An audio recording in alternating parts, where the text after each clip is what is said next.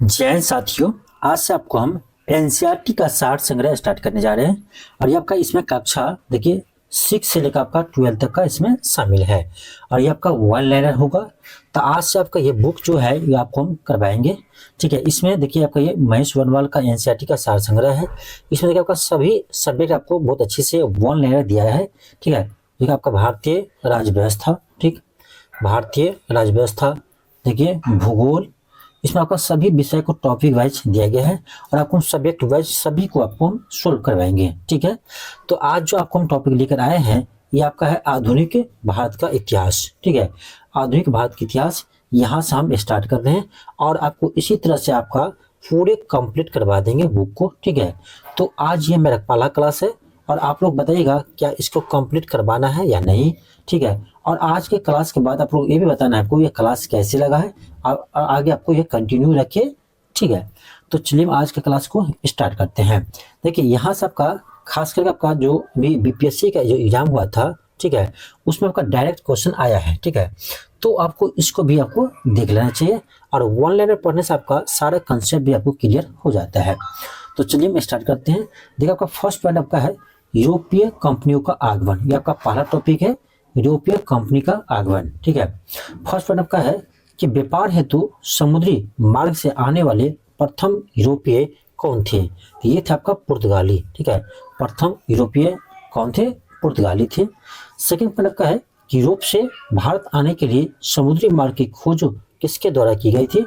ये क्या था आपका वास्को डी गामा के द्वारा। कब किया था, तो 17 मई 1498 को, 17 मई 1498 को कालीकट के केरल के कालीकट तट पर पहुंचा था। ठीक है, अगला पॉइंट आपका है कि कालीकट बंदरगाह के तट पर किसके द्वारा वास्को डी गामा का स्वागत किया गया। तो याद रखिएगा वहाँ के राजा थे जमोरिन। ठीक है, तो वहाँ के स्थानीय शासक थे जमोरिन, तो उनके द्वारा वास्को डी गामा का स्वागत किया गया। अगला पॉइंट आपका है कि पुर्तगालियों ने भारत में सर्वप्रथम अपनी व्यापारिक कोठी यानी फैक्ट्री कहाँ पर स्थापित की थी। ये क्या था आपका कोचीन में। ठीक है, यानी इसको कोची कहते थे, अभी इसको कोचीन कहते हैं। ठीक है, तो पुर्तगाली अपना पहला फैक्ट्री कहाँ स्थापित किया था, तो कोची में किया था। अगला पॉइंट है कि पुर्तगाली उपनिवेशों का प्रथम वायसराय भारत में कौन नियुक्त हुआ था। ये था आपका फ्रांसीसी द अल्मीडा। फ्रांसीसी द अल्मीडा 1505 ईस्वी में भारत के प्रथम वायसराय बने। ठीक है, इससे आप ध्यान रखिएगा।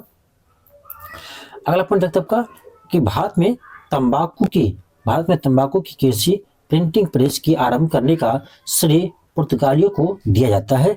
भारत में प्रथम प्रिंटिंग प्रेस की स्थापना वर्ष 1556 में गोवा में की गई थी। तो यहाँ से आपको एक पॉइंट ध्यान रखना है कि भारत में जो तंबाकू की खेती है और प्रिंटिंग प्रेस है, इसका जो शुरुआत किया था वो किया था आपका पुर्तगालियों ने। ठीक है, इसीलिए इसका श्रेय जो है पुर्तगालियों को दिया जाता है। अगला पॉइंट आपका है कि भारत में पुर्तगाली शक्ति का वास्तविक संस्थापक किसे माना जाता है। देखिए भारत में जो है पुर्तगाली शक्ति का वास्तविक संस्थापक अल्ब्रुक को माना जाता है। इससे आप ध्यान रखिएगा, अल्ब्रुक को माना जाता है।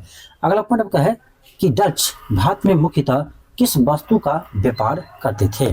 देखिए अब आ गया क्या, इससे पहले आपका अभी तक पुर्तगाली के बारे में था, अब आपका आ गया अगला कंपनी जो था डच।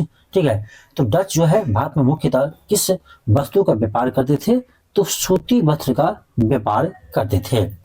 चलिए देखते हैं अगला पॉइंट। अब यहाँ तक आपका कुछ महत्वपूर्ण चीजें आपको दिया गया है। तो विभिन्न देशों की खोजकर्ता, पहला आपका है भारत। तो भारत की खोज किसने किया, वास्को डी गामा ने किया है, वास्को डी गामा ने किया है।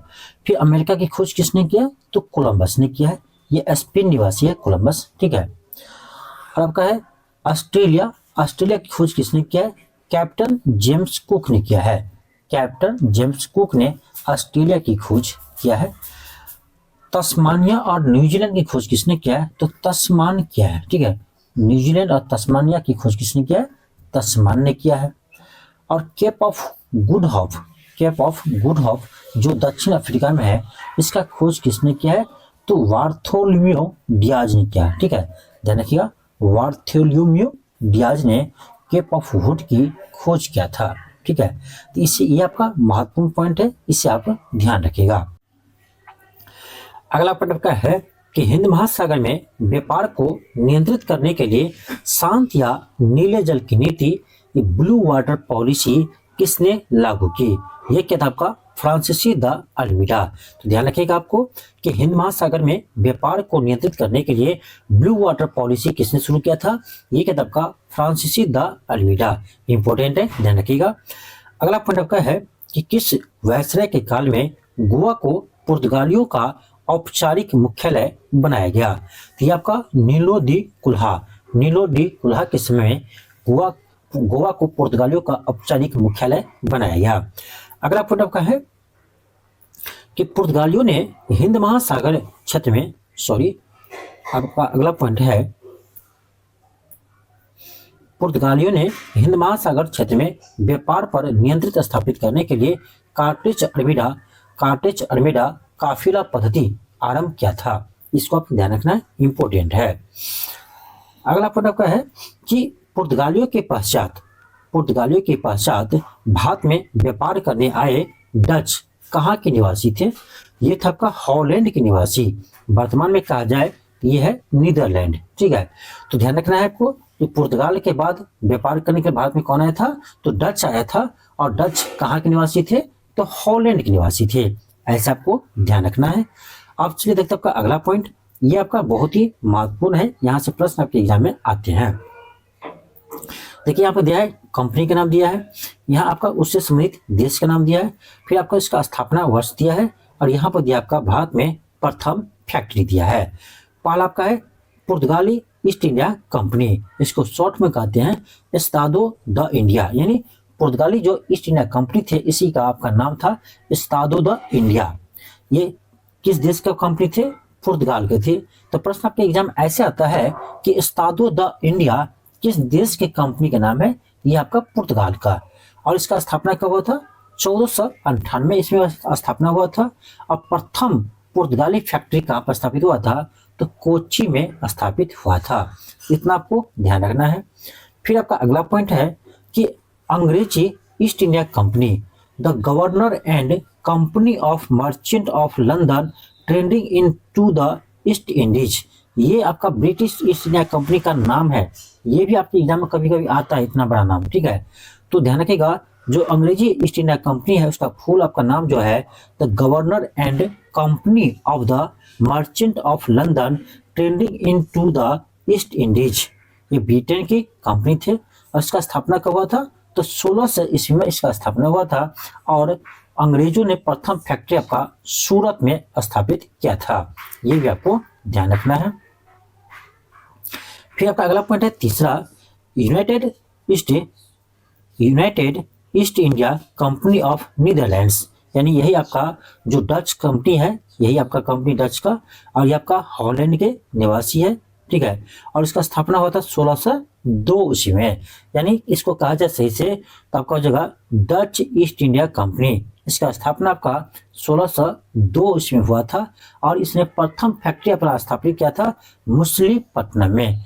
तो ये आपको ध्यान रखना है कि डच जो है अपना प्रथम फैक्ट्री को कहाँ स्थापित किया था? मछलीपट्टनम में किया था।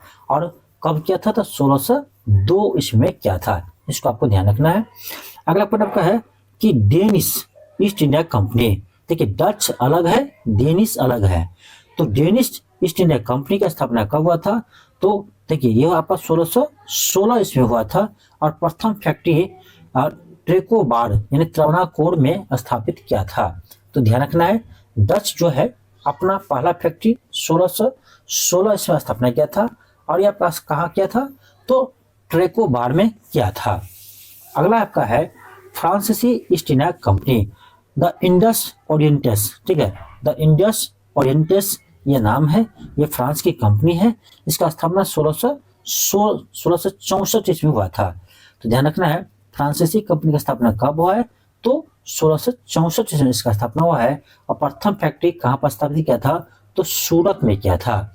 तो यहाँ पर एक चीज आपको कॉमन मिला होगा कि अंग्रेज ने भी अपना पहला फैक्ट्री सूरत में स्थापित किया था और यहाँ पर फ्रांसीसी ने भी अपना पहला फैक्ट्री सूरत में स्थापित किया था। यही कारण है कि आपका अंग्रेज और फ्रांसीसी के बीच आपका झगड़ा देखने को, लड़ाई देखने को मिलता है। ठीक है, क्योंकि जो फ्रांसीसी कंपनी ज़्यादा दिन नहीं टिक पाया, इसका कारण है कि अंग्रेज ने पहला फैक्ट्री सूरत में स्थापित किया था, तो उसने भी वहीं पर जाकर पहला फैक्ट्री स्थापित कर दिया। इसलिए ये आपका अंग्रेज और फ्रांसीसी के बीच हमेशा टकराव रहा है। ठीक है, ये तो आपका हो गया कंपनी। ठीक है, कंपनी का जो आपका स्थापना कब हुआ, ठीक है, कहाँ पर प्रथम फैक्ट्री स्थापित हुआ, ये आपको ध्यान रखना ही रखना है। अब ये देख लेते हैं हम कि भारत में जो व्यापार करने आए थे यूरोपीय व्यापारियों ने, वो किस क्रम में आए थे। ठीक है, तो देखिए सबसे पहले आपका आया था पुर्तगाल आया था, उसके बाद कौन आया था, डच आया था, उसके बाद आपका ब्रिटिश आए थे, उसके बाद आपका डेनिश आए थे, उसके बाद आपका फ्रांसीसी आए थे, फिर आपका स्वीडिश आए थे। ठीक है, तो इस क्रम को आपको ध्यान रखना है, पुर्तगाल, डच, ब्रिटिश, डेनिश, फ्रांसीसी, इस क्रम को आप ध्यान रखिएगा। ठीक है, यहाँ पर एक चीज आपको देखने को मिलेगा, यहाँ पर देखिए ध्यान से, देखिए पुर्तगाल के बाद कौन आया, डच आया, उसके बाद आपका अंग्रेज आया। लेकिन जो भारत में फैक्ट्री का स्थापना जो किया है, देखिए पुर्तगाल किया कब, 1498 ईस्वी में। उसके बाद क्या होना चाहिए आपका, डच आया ना, डच का होना चाहिए। ठीक है, यानी हॉलैंड जिसको बोलते हैं, इसका होना चाहिए। लेकिन इससे पहले आपका ब्रिटेन ने आपको ना फैक्ट्री स्थापित कर दिया।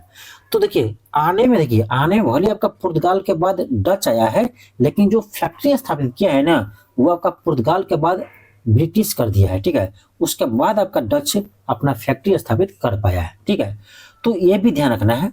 ठीक है, क्रम भी ध्यान रखना है, और कौन कब फैक्ट्री स्थापित किया, इससे भी आपको ध्यान रखना है। और आगे देखते हैं आपका कि यूरोपीय शक्तियों में भारत में पुर्तगाली कंपनी ने सर्वप्रथम 1498 ईस्वी में प्रवेश किया था, और भारत में सबसे अंत में 1961 में यहाँ से गए हैं। यानी ये चीज आपको ध्यान रखना है कि देखिए यूरोपियों में सबसे पहले आपका कौन आया था, तो पुर्तगाल आया था, और सबसे लास्ट समय भी गया कौन, तो पुर्तगाल ही गया है। ठीक है, इस बात को ध्यान रखना है, सबसे पहले पुर्तगाल आए और सबसे लास्ट में भी आपका पुर्तगाली ही गए हैं भारत से। ठीक है, इस पॉइंट से भी क्वेश्चन बनता है, ध्यान रखना आपको। अब चलिए देखते हैं आपका कुछ महत्वपूर्ण पॉइंट को। किस यूरोपीय शक्ति द्वारा भारत में मसालों के निर्यात के स्थान पर कपड़ों के निर्यात को प्राथमिकता दी गई, ये दिया था आपका डच के द्वारा। ठीक है, डचों के द्वारा, यानी डचों का जो व्यापार का प्रमुख जो वस्तु थे वो क्या थे, तो वो थे आपका कपड़ा। ठीक है, ध्यान रखना है। अगला पॉइंट आपका है, भारत के साथ व्यापार के लिए सर्वप्रथम संयुक्त पूंजी कंपनी किसने आरंभ किया था, ये क्या था आपका डचों ने। भारत के साथ व्यापार के लिए सर्वप्रथम संयुक्त पूंजी कंपनी आरंभ किसने किया, तो ये डचों ने किया है। अगला पॉइंट आपका है कि वर्ष 1759 में बेधारा के युद्ध किन दो यूरोपीय शक्तियों के बीच लड़ा गया, ये आपका हुआ था डच और अंग्रेज के बीच। ठीक है, तो ध्यान रखना, जो 1759 में बेधारा के युद्ध हुआ था वो किसके बीच हुआ था, ये आपका हुआ था डच और अंग्रेज के बीच, ध्यान रखना है। अगला आपका पॉइंट है कि लंदन में ब्रिटिश ईस्ट इंडिया कंपनी के गठन के समय भारत का सम्राट कौन था, तो ये था आपका अकबर। और ये जो क्वेश्चन आपका है ना, ये आपका बीपीएससी में आ चुका है। ठीक है, बीपीएससी में ये क्वेश्चन आपका पूछ चुका है, तो ध्यान रखना है कि लंदन में जब ब्रिटिश ईस्ट इंडिया कंपनी का स्थापना हुआ था, उस समय भारत में देखा जाए सम्राट कौन थे, तो ये था आपका अकबर। ठीक है, इसे आपको ध्यान रखना है। एक सेकेंड, अगला पॉइंट आपका है कि ब्रिटिश सम्राट जेम्स प्रथम का दूत बनकर भारत में व्यापारिक कोठी स्थापित करने के उद्देश्य से जहांगीर के दरबार में आने वाले ब्रिटिश नागरिक कौन थे, ये था आपका कैप्टन हॉकिंस। कब आया था, तो 1608 ईस्वी में आया था। इसको भी ध्यान रखना है कि ब्रिटिश सम्राट जेम्स प्रथम के राजदूत बनकर कौन आया था, तो कैप्टन हॉकिंस आया था। किसके दरबार आया था, तो जहांगीर के दरबार में आया था। कब आया था, तो 1608 ईस्वी में आया था, ध्यान रखना है। अगला पॉइंट आपका है कि ब्रिटिश ईस्ट इंडिया कंपनी द्वारा भारत में प्रथम अस्थायी कारखाना मछलीपट्टनम में 1611 ईस्वी किया था, बल्कि जबकि प्रथम अस्थायी कारखाना सूरत में 1613 ईस्वी में स्थापित किया गया था। अब देखिए प्रश्न यहाँ से आपको बनेगा कि ब्रिटिश के द्वारा जो है वह प्रथम अस्थायी कारखाना कहाँ पर स्थापित किया था, ये क्या था आपका मुसलीपट्टनम में 1611 में किया था।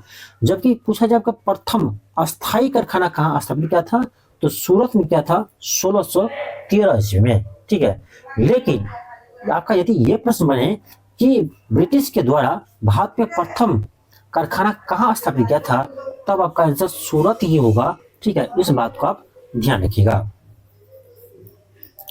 अगला प्रश्न आपका है कि ईस्ट इंडिया कंपनी के किस अंग्रेज गवर्नर को औरंगजेब द्वारा भारत से निष्कासित किया था। ये किताब का सर जॉन चाइल्ड को औरंगजेब ने भारत से निष्कासित कर दिया था। इस बात को ध्यान रखिएगा। अगला आपका पॉइंट है कि हैमिल्टन द्वारा सफल उपचार किए जाने के कारण किस मुगल बादशाह द्वारा ईस्ट इंडिया कंपनी के लिए वर्ष 1717 में महाधिकार पत्र जारी किया गया था। ये क्या था आपका फर्रुखसियार के द्वारा। ठीक है, फर्रुखसियार के द्वारा जारी किया गया था। चलिए देखते हैं आपका कुछ महत्वपूर्ण पॉइंट को। 1661 में इंग्लैंड के राजा चार्ल्स द्वितीय का विवाह पुर्तगाली राजकुमारी कैथरीन के साथ हुआ। इस अवसर पर पुर्तगालियों ने चार्ल्स द्वितीय को दहेज के रूप में बॉम्बे द्वीप प्रदान किया। 1668 में चार्ल्स द्वितीय ने 10 पाउंड वार्षिक किराया लेकर बॉम्बे को ईस्ट इंडिया कंपनी को दे दिया। यहाँ से आपको एक चीज ध्यान रखना है कि 1661 में इंग्लैंड के राजा थे चार्ल्स द्वितीय, वह उसका विवाह जो है पुर्तगाली के राजकुमारी कैथरीन से हुआ और उससे दहेज में जो है वो बॉम्बे द्वीप प्रदान किया गया। ठीक है, लेकिन जो चार्ल्स द्वितीय है उसने 1668 में क्या किया, इस बॉम्बे प्रांत को 10 पाउंड वार्षिक किराए में उसको क्या किया, ईस्ट इंडिया कंपनी को बेच दिया। ठीक है, यहाँ से प्रश्न आपको आते हैं, इसलिए आपको ध्यान रखना है। चलिए आगे देखते हैं आपका यूरोप वासियों के लिए सर्वोत्तम सोडा और अफीम प्राप्ति का मुख्य क्षेत्र क्या था, तो ये था आपका बिहार। देखिए उस समय भी आपका बिहार का क्या महत्व है, तो जो सोडा का प्रमुख केंद्र था वो था आपका बिहार। ठीक है, सोडा और अफीम का। अगला पॉइंट देखते हैं आपका, यहाँ पर लिखा है शहर और इसके संस्थापक। देखिए कोलकाता, तो कोलकाता शहर के संस्थापक कौन थे, तो ये था आपका जॉब चार्नॉक। ध्यान रखिएगा, कोलकाता शहर के संस्थापक कौन थे, जॉब चार्नॉक थे। मद्रास के संस्थापक कौन थे, तो फ्रांसीसी डे थे। ठीक है, फ्रांसीसी डे मद्रास के संस्थापक है। नई दिल्ली के संस्थापक कौन है, तो एडविन ल्यूटियस और हर्बर्ट बेकर। एडविन ल्यूटियस और हर्बर्ट बेकर ये दिल्ली के संस्थापक है। और बॉम्बे के संस्थापक कौन है, ये है आपका गिराल्ड अग्नियार। ठीक है, गिराल्ड अग्नियार जो है वो आपका बॉम्बे के संस्थापक है। तो इसे भी आप ध्यान रखिएगा। यहाँ से आपका मैच तक कॉलम में प्रश्न आ सकते हैं और आते भी है एग्जाम में। ठीक है, देखिए ये अब मेरा पहला क्लास है। ठीक है, तो आप लोग बताइएगा यह क्लास आपको कैसे लगा। ठीक है, उसके बाद हम आपके रिस्पॉन्स के अनुसार आपको इस पूरी बुक जो है, पूरे बुक को सब्जेक्ट वाइज आपको हम सोल्व करवा देंगे। ठीक है, आपको जो है ये बुक को पूरे आपको हम सब्जेक्ट वाइज सभी विषय को हम एक साथ आपको सभी विषय को कवर करवा देंगे। तो ये डिपेंड आप पर करते हैं कि आपको ये क्लास कैसे लगा, ये आप लोग कमेंट बॉक्स में जरूर बताइएगा।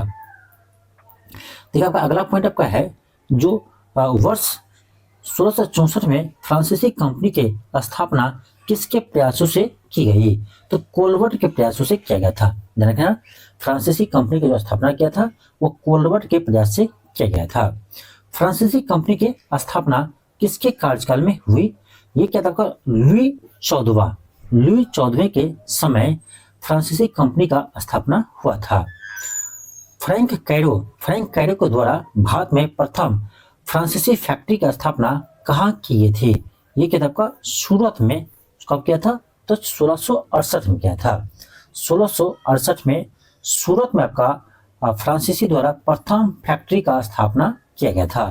तो ये जगह का नाम भी ध्यान रखिएगा सूरत, और डेट भी ध्यान रखिएगा 1668।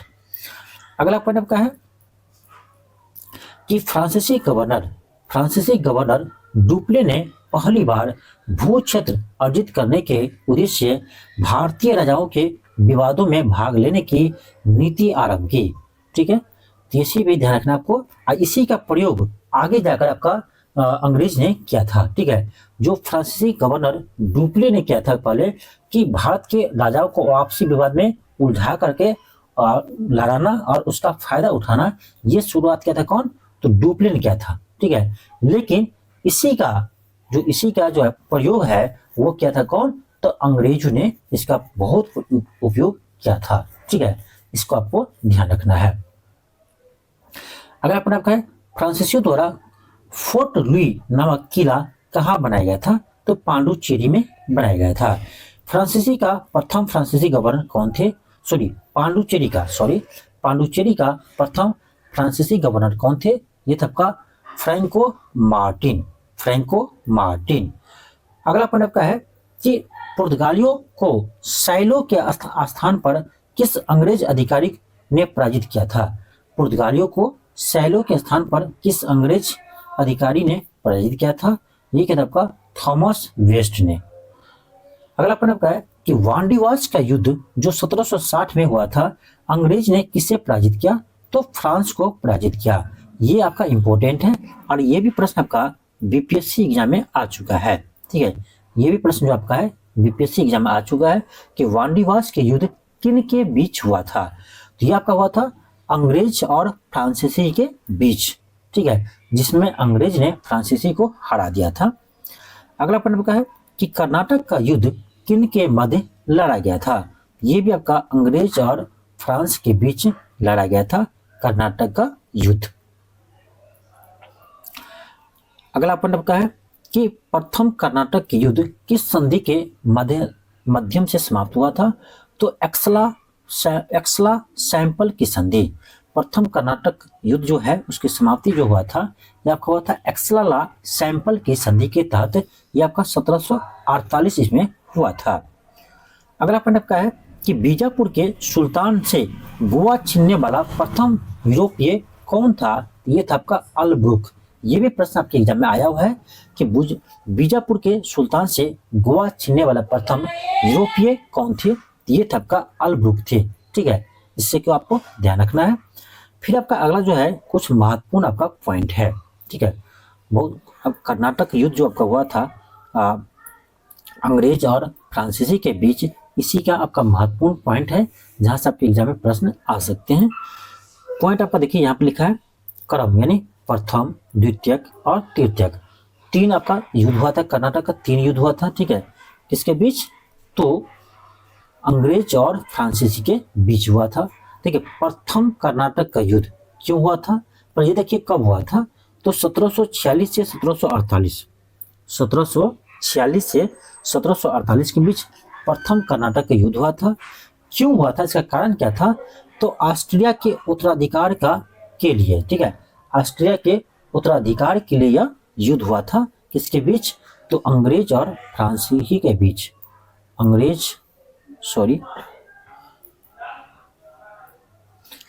ये आपका हुआ था अंग्रेज और फ्रांसीसी के बीच। ठीक है, अंग्रेज और फ्रांसीसी के बीच हुआ था आपका। क्यों हुआ था प्रथम कर्नाटक युद्ध? तो ऑस्ट्रिया के उत्तराधिकार के लिए। संधि किस संधि के साथ समाप्त हुआ था? तो एक्सला सैंपल की संधि कब हुआ था?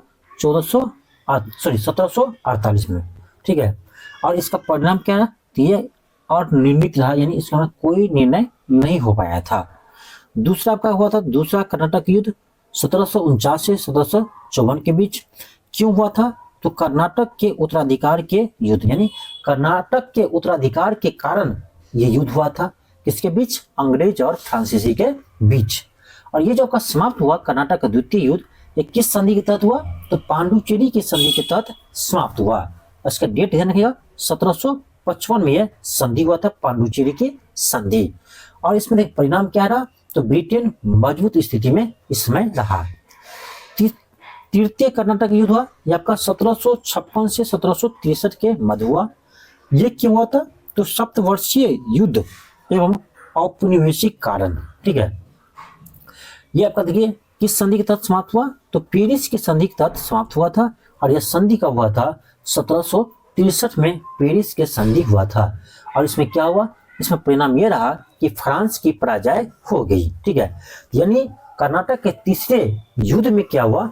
तो इसमें फ्रांसीसी का पराजय हुई, ठीक है, और अंग्रेज इसमें विजय प्राप्त किए। और यह आपका जो तीसरा कर्नाटक युद्ध जो है ये आपका पेरिस के संधि के तहत समाप्त हुआ।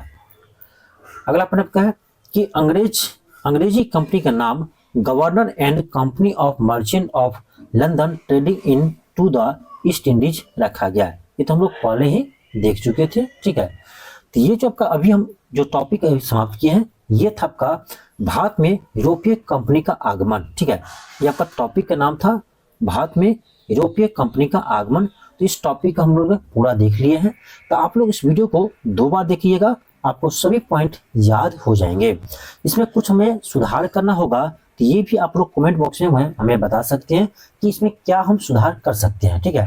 क्योंकि हम ये पहली बार आपको क्लास करवाए हैं, पहली बार हम सोचे हैं कि इस बुक को क्यों ना सोल्व करवाया जाए जिससे आपको बेनिफिट मिले एग्जाम में, ठीक है। देखिए इसमें आपका जितने भी महत्वपूर्ण पॉइंट है उसको आपको इसमें इंक्लूड किया गया है, ठीक है। और ये जो बुक है अभी आपके एग्जाम के लिए बहुत ही मार्केट में जो है ना बहुत ही आपका ट्रेंडिंग में चल रहा है, ठीक है।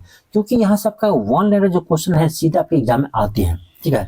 तो हम सोचे आपको क्यों नहीं इसको हम रिवाइज करवा दें एक बार, ठीक है। सभी सिलेक्ट हो जिससे आपके एग्जाम में फायदा मिल जाए, ठीक है। चाहे आपका बीपीएससी शिक्षक भर्ती हो, चाहे आपका बिहार दरोगा हो, कोई भी एग्जाम के लिए आपका ये काम आएंगे, ठीक है। पीआरटी हो, चाहे 6 to 8 हो, चाहे 9 to 10 हो, सभी में आपका ये आपका जीएस काम करेगा। तो आप लोग हमें सुझाव दीजिएगा कि क्या इसमें हम सुधार कर सकते हैं, ठीक है, कमेंट बॉक्स में। ये तो हम आज आपका एक सैंपल के रूप में आपका शुरू किए हैं, ठीक है। आगे आपको हम एक ही क्लास में पूरे मॉडर्न हिस्ट्री को हम समाप्त कर देंगे, ठीक है। आगे आपको हम एक ही क्लास में जो है ये आपका पूरे मॉडर्न हिस्ट्री को हम समाप्त कर देंगे। ये तो मेरा आज ये ट्रेलर था एक तरह से, ठीक है। आप लोग बताना है कि क्लास को कैसे लगा, ठीक है। इसमें हम क्या सुधार कर सकते हैं, क्या एक्स्ट्रा कर सकते हैं, ये भी आप लोग कमेंट बॉक्स में हमें बताइएगा जिससे हम सुधार कर सके और आपको हम आगे इस क्लास को कंप्लीट रेगुलर आपको चलाते रहें। तो देखिए आप लोग कहिएगा तो इस बुक को हम पूरे कंप्लीट आपको सभी विषय को साथ में आपको कंप्लीट करवा देंगे, ठीक है, सभी विषय को साथ में लेकर, ठीक है। तो इससे आपको ये होगा कि सभी विषय पर हो पकड़ हो जाएगा और आपको रिवाइज करने में भी आसानी रहेगा। मान लीजिए कोई ये बुक को बनाते हैं तो आपको इस वीडियो के थ्रू आप रिवाइज आसानी से कर सकते हैं, ठीक है। इसलिए मेरा यही उद्देश्य है, इसलिए आपको हम ये क्लास लेकर आए हैं, ठीक है। तो आप लोग कमेंट बॉक्स में जरूर बताइएगा आपको ये क्लास कैसे लगा और इस वीडियो को आप अधिक से अधिक शेयर कीजिए। आज के लिए इतना ही, थैंक यू, धन्यवाद।